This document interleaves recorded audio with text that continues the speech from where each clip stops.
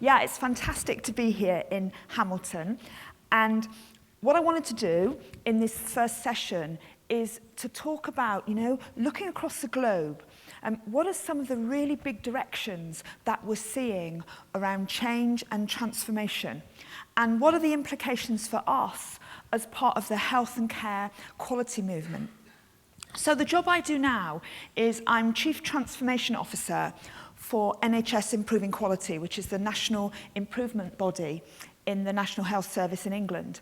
And basically what I do for my job is I link up with people all around the world who are leading thinkers and practitioners around change and transformation in many different industries, many sectors. And like wherever we go in the world, whatever the sector is, people are saying the same things or drawing the same conclusions about change. So that's what I'd like to talk about and share with you this morning. But I thought, what we ought to do is that we ought to start with some words of wisdom from a great New Zealand philosopher. So I found Galadriel. And I'm not going to give you the Elvish version because I'll probably pronounce it incorrectly, but I'll give you the English version. And in The Lord of the Rings, the Fellowship of the Rings, she says, "The world is changed. I feel it in the water. I feel it in the earth. I smell it in the air." And I think the same thing's happening in our world around change and transformation. And I think there are very, very big changes coming. I don't think that they're kind of on the way, but I think we have to watch this space and hold on to our hats. So let's start off by talking about some of those very big themes that we're seeing across the world of change. So I'm talking about this in the context of, of seismic shifts. Interesting talking about earthquakes in New Zealand. But, the sense that, these massive shifts are coming. So the first one is about the very nature of change itself. And across the globe, what we see across multiple industries, multiple sectors, is that change is becoming increasingly disruptive. Large scale, it's happening more and more quickly. And in a sense, many of the ways that we've gone about change in the past with, small scale incremental change, while it will always have its place, absolutely, in a sense, it isn't enough. And, I get to work with lots of people across the healthcare sector who say, we're just change fatigued. Just the pace, the rate of change, it's relentless, When are we going to be able to just kind of stop and get off the hamster wheel for a while? Well, everything indicates that actually there isn't going to be any rest, that actually change is going to happen more and more quickly, and in a sense, it's something we have to get used to. The second big theme that we see is the revolution that is created by digital connectivity. And every one of us, can connect with virtually anybody elsewhere in the developed world at very little cost, very little effort, 24 hours a day. And in a sense, what it gives us opportunities to connect with people we wouldn't have even dreamed about 4 or 5 years ago. Or, it gives us access to so much knowledge. And in this kind of fast-moving, highly connected world, another thing that is happening is that work is getting increasingly complex. And we absolutely see that in our world of health and care, but we see it across virtually every other industry as well. Because, in the old days, when this avalanche of change wasn't happening, people did jobs that were well-defined and that were stable and that were replicable. But it's just not like that, anymore. And, those of us that work in secondary or tertiary care, when we look at the acuity or the complexity of our patients compared again to even 5 or 6 years ago, it's changed so much. Many of us here in primary care, when we think, we have patients, again, who 5 or 6 years ago would have been under the care of a hospital specialist and now are being managed fully in primary care. So, the nature of what we do is changing.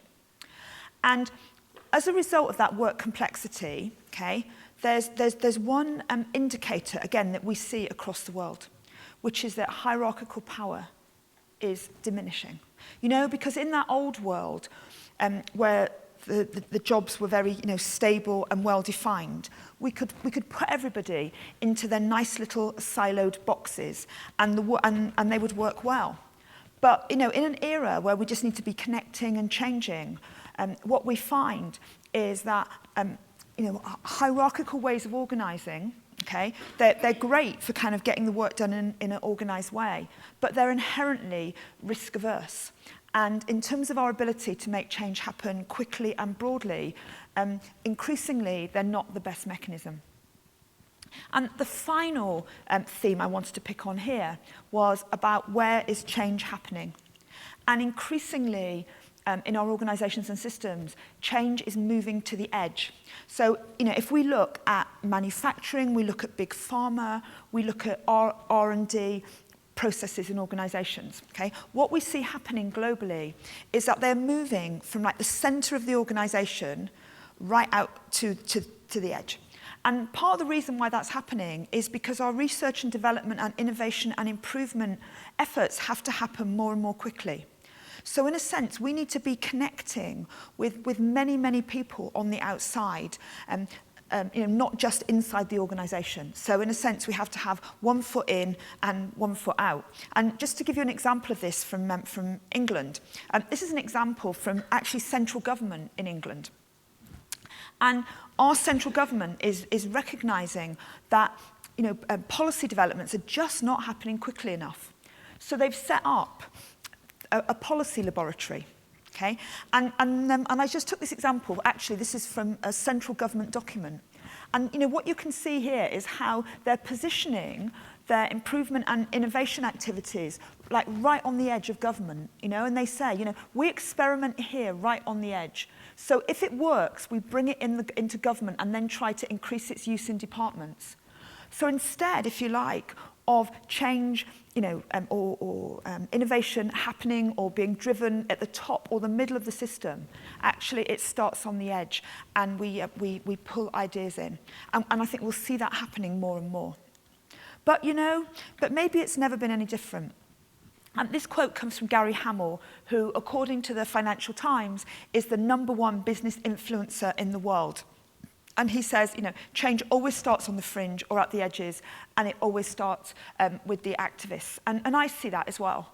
And I think that what's happening now, as change is moving to the edge and we're actually positioning change in the edge, is actually recognising something that many of us in the change field have known for years. So, I think another helpful way of thinking about this is about the relationship between old power and new power. And I'd say it's very much the case, I think, that a lot of the processes that we have in the health and care system are driven by old power. So, what do we mean by old power?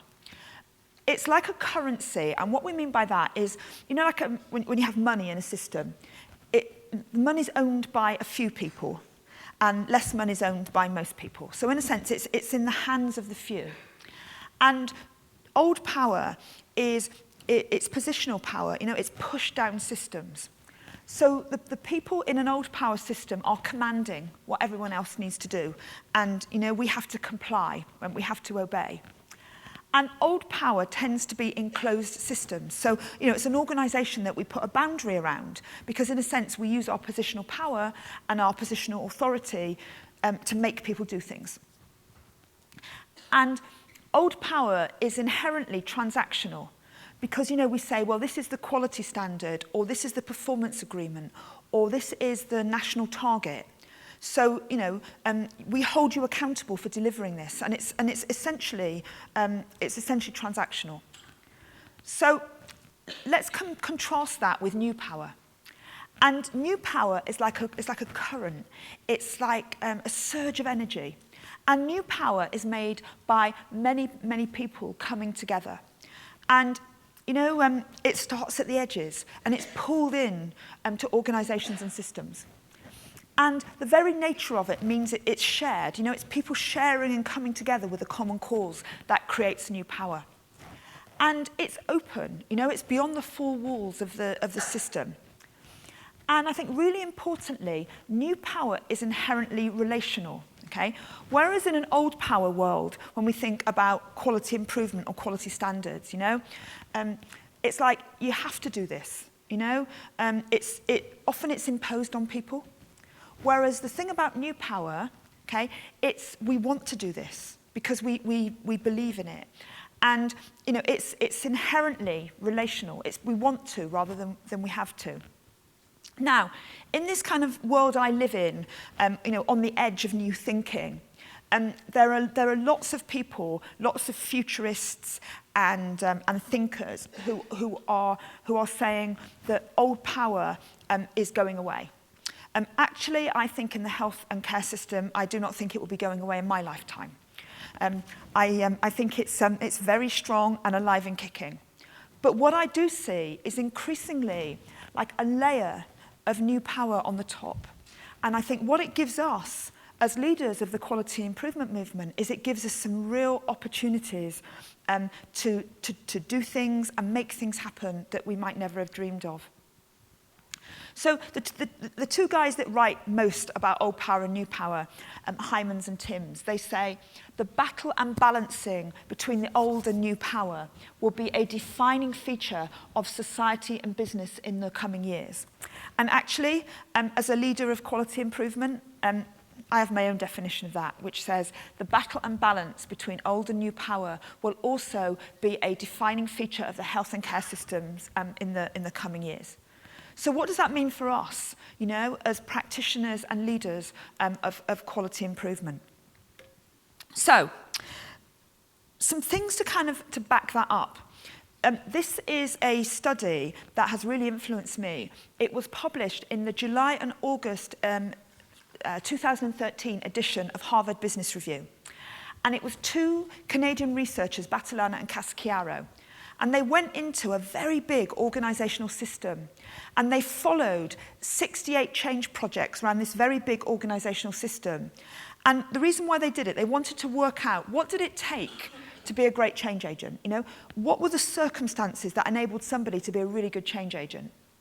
Does anybody know what the big organizational system was that these two Canadian researchers went round? Does anybody know? Okay, it was the English National Health Service. Okay? They went around the NHS. They followed 68 change projects around the NHS. Okay? What did they find? They found that being an effective change agent was very little to do with where you were in the hierarchy. Okay? It was very little to do whether you had a national role or a local role, or you were the chief medical officer, or you were a frontline member of staff. Okay? Actually, being an effective change agent was far more about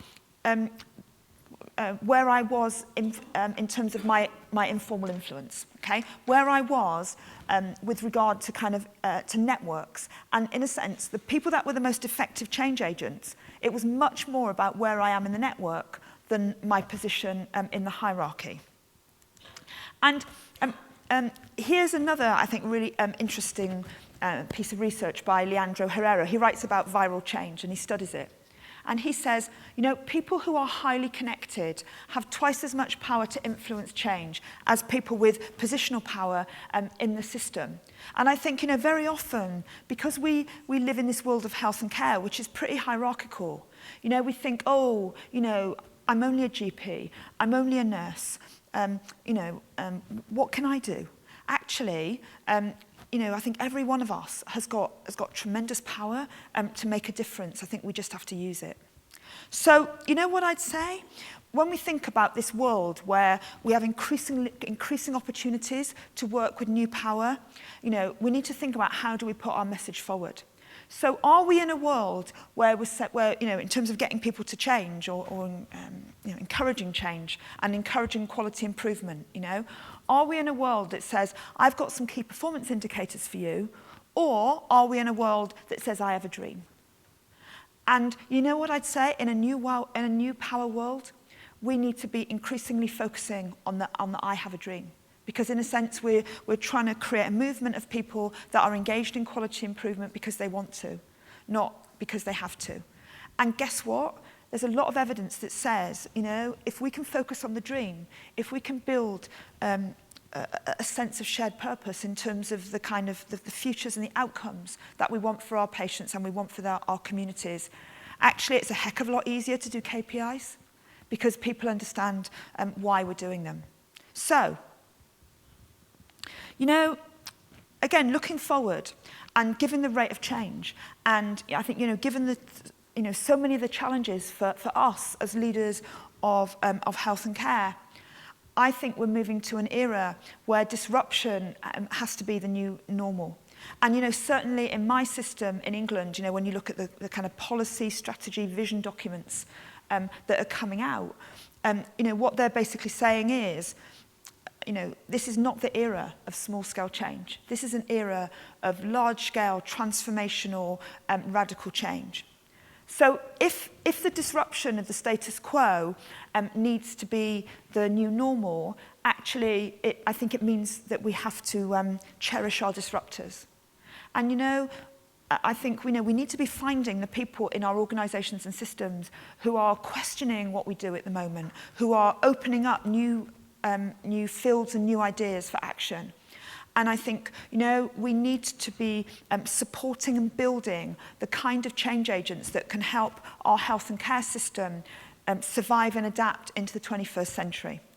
So I think, you know, I think we need to be rebels and we need to build rebels. And, you know, what do we mean by a rebel? A rebel is somebody who is the principal champion of a change initiative, you know, a quality improvement goal, a cause or an action. And the thing about rebels, they don't wait for somebody to give them permission to lead or to innovate or to create a strategy. They get on with it and they make magic happen. But the thing about rebels is that they're not like unguided Exocet missiles creating havoc around the system. Actually, they're really responsible people, because the thing about rebels is they do what they do because they know it's the right thing. It's driven by mission. It's driven by values. And, you know, rebels can play a very, very important role in our systems because they name things that, you know, other people don't even see yet. They point to new horizons and new possibilities. And I think this is my favourite quote about rebels. You see, without us rebels, the storyline never changes. And our storyline in health and care, it must change. So, what I think we need to do in our system, right across our system, we need to be able to create more boat rockers. You know, what we're talking about is people who can rock the boat, challenge the status quo, but manage to stay in it. And I think it can be a very hard life sometimes, I think, being a boat rocker, because it's about, you know, being on the edge, walking that very fine line between difference and fit, being inside and outside the organisation simultaneously. But, you know, we need to be the people that in our system, you know, when we see that bad things are happening, you know, unsafe things, poor experiences for our patients, we're able to challenge the status quo because we can see that there has to be a better way. If we look at some of the evidence base around people that are effective boat rockers, what we see time and time again is that what these people can do is they've developed an ability to both conform and rebel at the same time. And, you know, when I think, I have a little team within the NHS in England, and it's called the Horizons team. And it's very small, there's 13 of us. And, you know, we're working at the very leading edge of practice and thinking about change. And actually, you know, we learned a long time ago that if we want to be doing this very out there on the edge kind of rebellious, challenging work, we have to be the best corporate citizens in our organisation, you know. So in a sense, if you look in NHS Improving Quality, you know, who are the people that always get their performance reports in on time? We do. Who are the people that always turn up on time for meetings? We do. Who are the people that never speak ill, ever, publicly of anybody else in the organisation? That's us, because we've learnt that, you know. In order to be able to do the kind of radical leading edge things we want to do, we have to conform to the things that matter to other people. But again, you know, the whole thing about being an effective boat rocker is about being capable of working with other people to create success. It's not about being a disruptive troublemaker. So I want to show you a little table now that is contrasting, two kinds of people that challenge the status quo in our health and care system. And I've put labels on these people. And just before I show it to you, I just want to kind of do a health warning to say these labels are really problematic, but whatever we try and change the labels to, it's never any better, okay? So when I show you this table now with these labels on it, like look beyond the labels to the content. Okay, so here we go. What I want to do is I want to contrast somebody who's a rebel, okay, in health and care with somebody who's a troublemaker. So let's start off by talking about rebels, okay? Rebels are people that create a different future. They are very passionate about the people-centered, the patient, the consumer-centered mission of our organizations or teams or systems. Okay? They're optimistic about the future and the potential, and they generate energy for people around them. As a result, they attract other people to their work or their cause. They see lots of potential and hope and possibilities, and as we said before, they're able to work together with other people to create a different future. Okay? That's very different to being a troublemaker. Troublemakers complain and whinge a lot. But the focus of the complaint is me, okay? The injustice of my situation, how badly I'm being treated, I'm not being listened to. And very often, troublemakers are quite angry people because, like nobody's listening, okay? Nobody's taking any notice. They've been here 100 times before, so they're very pessimistic about creating a different future. And as a result, they tend to sap the energy of people around them. And very often, they will alienate other people. So while the positive, energized rebel will come skipping along and will suggest, some great ideas for quality improvement, the troublemaker will see, 50 reasons why that isn't going to work. And, as a result, troublemakers are often alone. So just a couple of things about rebels and troublemakers. The first one is, when you're a rebel in an organization or a system, like a really positive, amazing change agent, okay, often other people in the system will see you as a troublemaker. And the other thing I'd say is, certainly in my world, in England, I see so many colleagues, doctors, hospital doctors, GPs, nurses, allied health professionals, who actually start off as rebels, who, really have a sense of kind of mission and wanting to contribute to the world, but find themselves in organizational settings or in systems that are toxic, dysfunctional, and they kind of go down that slippery slope and they move from being rebels to troublemakers. So what I thought we'd do is have a little bit of a table interaction now. So I'll go back to the chart in a minute, but I just want you to have a chat with other people on your table. Say hello to each other, okay? What are some of your insights around rebels and troublemakers? Okay, which are you? And what moves people, okay, down that slippery slope from being a rebel to a troublemaker? And what do we do to stop people falling in, okay, falling out of the boat? Or have any other conversation about rebels and troublemakers that you would like to do? So let's go back. Okay, so I'm going to give you about 4 or 5 minutes to have a rebel and troublemaker conversation on your table. So, over to you. I'm going to move us on, if that was okay, but lots of energy and good conversations going on. Okay, one final question about this.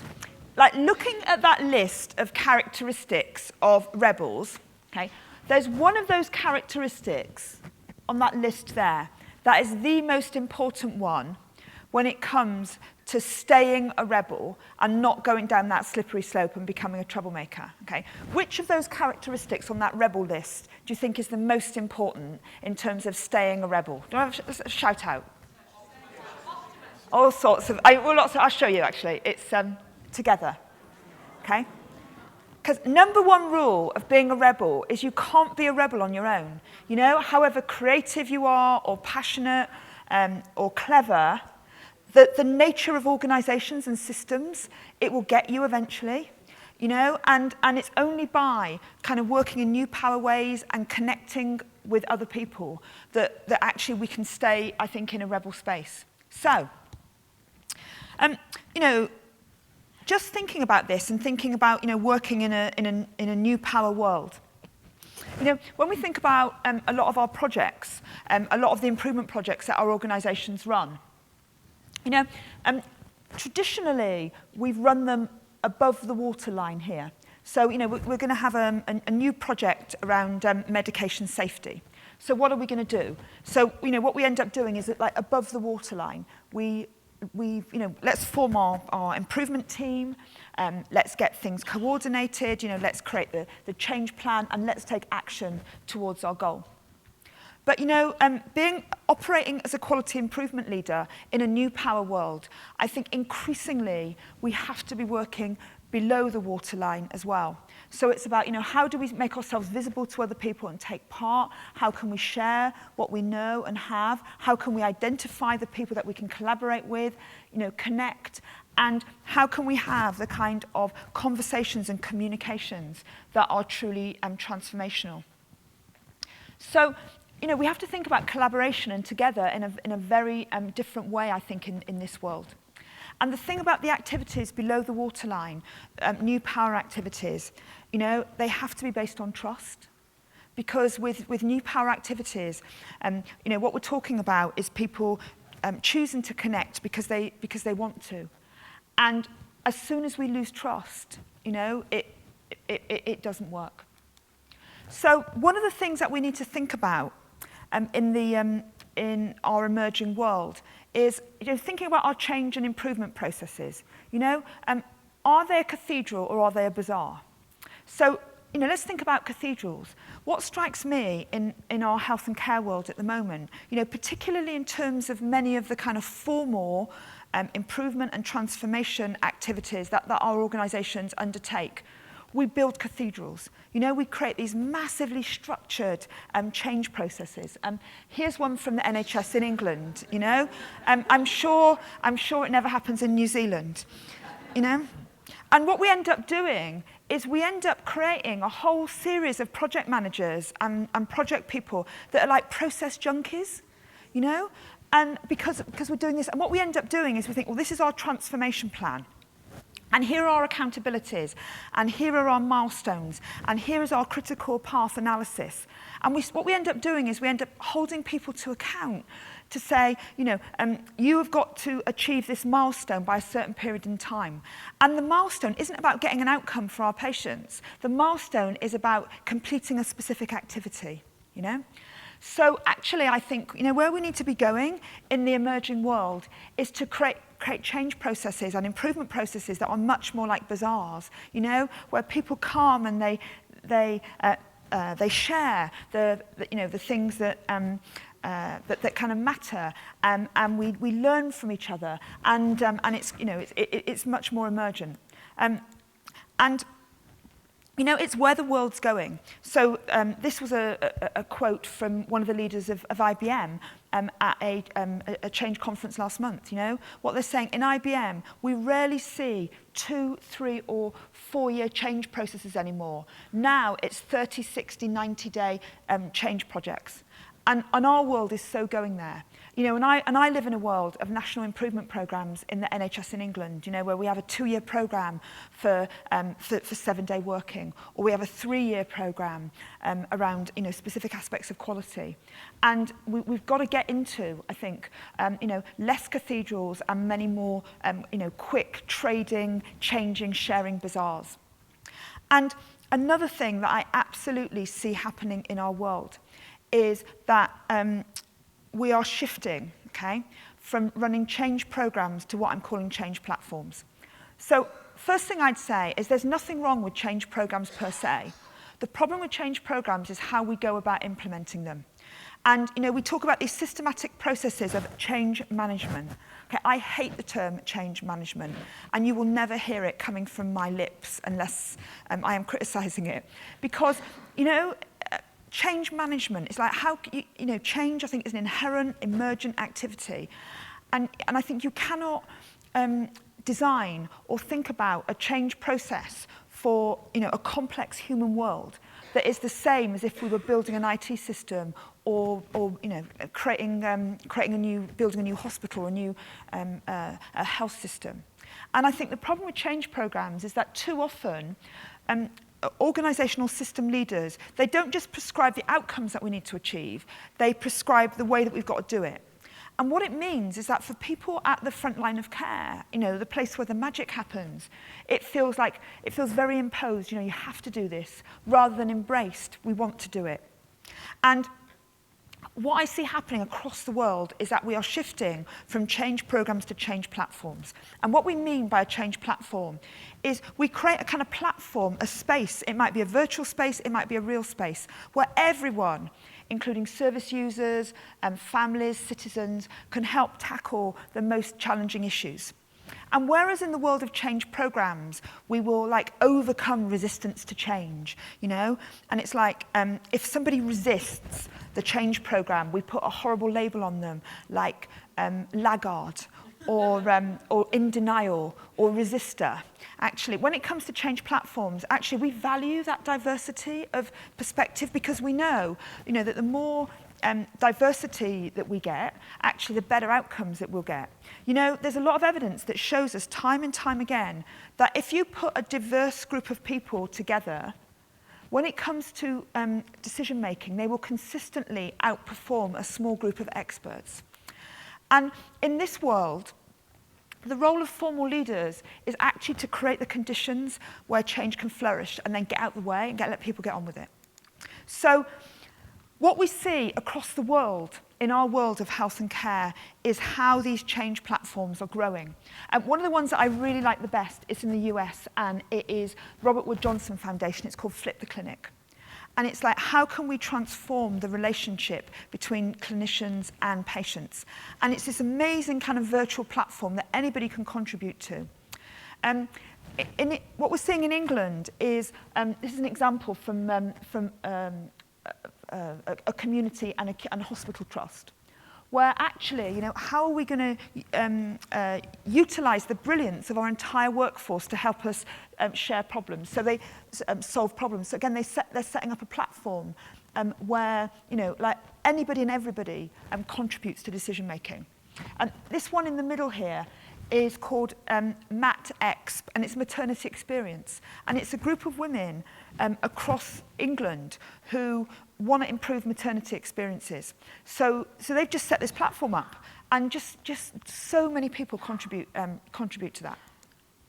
So I want to show you, the final thing I want to do, I want to show you some of our platforms. So my team, we don't run any change programs now, we only run platforms. So this is a learning platform that we established called the School for Health and Care Radicals. And basically, what was happening in our system was so many of our colleagues at the front line of care, they said to us, I can't even engage in or can't initiate even the smallest quality improvement project because I don't have permission. And a real sense of, this kind of permission culture and not being able to make change. So we thought, right, what if we create this virtual school, we create a learning platform that actually we teach people and we connect them with each other to rock the boat and stay in it. And the thing about this, it's based on a learning theory that's called Connectivism. And Connectivism has only been around for 10 years. And basically, it's an idea that by connecting with other people, we learn far more than if we listen to an expert. So what we tried to do with the school was just get loads of people linked together to learn from each other. Because I think very often, when you're a quality improvement activist, it can feel very lonely. You're the only person in your practice or the only person in your organisation that really gets it around change. And actually to connect with a whole community is an amazing thing. So we just set up this virtual school, and anybody can be in our school. And so as soon as if we said you can only be in our school if you're in the NHS, or you can only be in our school when you're in England, then you actually end up blocking access to the very people that you want to be there. So we said, right, anybody can be in our school.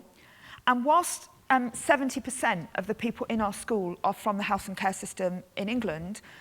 We've had 6,500 enrollees from 40 countries around the world. And it's very active in Australia and New Zealand. Very, very active.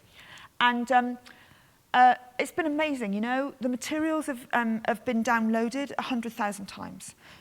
During the term time, our reach was 65 million on Twitter. And we've had volunteer mentors all over the world. And you know, the thing about it, it's free, it's an amazing learning experience. Currently, the school is being formally evaluated in England by the Chartered Institute of Personnel and Development. And they haven't quite finished yet, but I know the data. And you know, this team from the CIPD, basically their whole life is about evaluating learning interventions. And it's the first time that they've ever evaluated a virtual learning intervention like this based on connectivist learning theory. And they are absolutely blown away by the impact of it and the difference that it has made for the people taking part. John mentioned Change Day. That's another one of our platforms. It's what we call a Mobilisation Platform. And like last year, we got 800,000 people taking part in it. This year, we got 4 times as much activity as the previous year. And the thing about Change Day is that 98% of the activity is done by volunteers. Okay, it's kind of classic new power thinking. You know, if we can find ways to ignite the passion, mobilise our amazing health and care workforce, we can make so much magic happen. The final, so the other thing is we keep winning things. It's really interesting because we're tiny, you know, there's 13 people in our team. So last year, we won this big award globally from Harvard Business Review and McKinsey, like for creating leaders everywhere. And it's crazy, you know, like they give this award to this tiny little team in the middle of the public sector. Rather than some big global group. We're Britain's new radicals. We're proud of this. You know, we were identified as one of the most significant stealth revolutionaries in healthcare. And last year we did this white paper, The New Era of Thinking and Practice in Change and Transformation. And people around the globe tell us it was the most widely read document that came out of the NHS last year. Okay. Last one I was going to show you. Okay. Top-down is a serious disease, but it can be treated. So there's a massive issue in our system about top-down change, okay, and the way in which top-down change dominates. And the thing about it is that it's not the right set of circumstances for the kind of radical transformational change that we want to create as a system. So we decided to set up a change platform to get change happening in different ways. And we set this up in partnership with the Nursing Times and the Health Service Journal in England. And the reason why we did that is because we wanted to get access to all their readership. And basically, it was the biggest ever response that EMAP, which is the company that runs the Health Service Journal and the Nursing Times, has ever had. Okay? And we had 14,000 contributions to a campaign to challenge top-down change. And in a sense, we got this amazing mandate because in a sense, what we've got is we've got a crowdsourced, socially constructed approach to change. And so let's do this one first. So what our amazing frontline workforce identified were, first of all, what are the 10 biggest barriers to change? And maybe I'll just pick a couple of them. Confusing strategies. You know what we keep doing? As a system, we keep developing a new quality improvement program or goal. And we just we just lob it over the parapet, and we just add it on to what everyone's doing already. And it's really confusing. Like, what is the biggest priority? What are we meant to be doing? What aren't we? If we're meant to be doing this new thing, is something else going away or being deprioritized? We just, we just don't do it. We have environments that are so permission-driven and, don't kind of create an environment where people can innovate and can test things. And again, a lot of this is driven by fear. And the problem, when you have environments that are very fear-driven, people won't innovate, and yet we need people to innovate.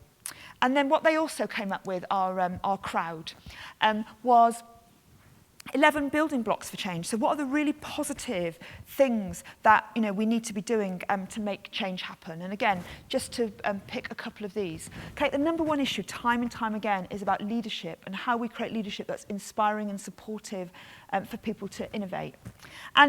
And I was really pleased to see that thought diversity came up so strongly, and a real sense, we need to get, many, many different voices in change. And, it was interesting. On Tuesday, I spent a day with the Commission for Quality and Safety in Wellington, and what we actually did was that we used these barriers to change and these building blocks to actually, stand in the shoes of people working and delivering care at the front line to say, how do our let's understand this is what people are saying, and what are the implications for that about the way we go about national change. And I think this is a very helpful thing to do.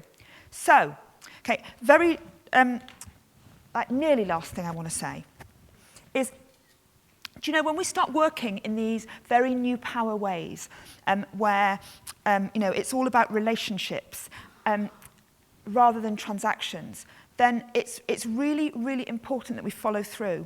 And just to tell you a little story about this, a little while ago, at my organisation, we commissioned a study, a qualitative study, and it was called From Skeptics to Champions. And it was about clinical leaders who used to be very sceptical about quality improvement. And they then eventually became champions of quality improvement. So what these researchers did, they went in and they interviewed a whole load of clinical leaders that used to be sceptical, that then became champions, about, what were the factors that moved you from being a skeptic to being a champion? And, it was a very nice study, well written, some interesting outputs. But what was more interesting to me was that the researchers, they identified a subpopulation. And the subpopulation were clinical leaders who started off being skeptics. They then became champions, okay? But when they became champions, they had all sorts of expectations about the organisational system and how things would be followed up. And it didn't happen. So those clinical champions became skeptics again. And what the researchers found was the skeptics that became champions that became skeptics again were far more skeptical than the people that we just left being skeptics in the first place, okay? So, if we start working in these ways, we can't dabble with it. We can't suddenly say we're going to do relational stuff, and we're going to build these change platforms, and we're going to listen to your voice, and we're going to follow up, and then don't do it, because actually it's more dangerous than, I think, doing nothing in the first place. And we started with a quote from Galadriel, so I thought we'd end with one. I'm not going to do that. Even the smallest creature can change the world. And, every one of us, whoever we are, however, powerless we might feel in traditional ways, okay, if we work with other people that are committed to our quality improvement mission, we can change the world. So, thank you.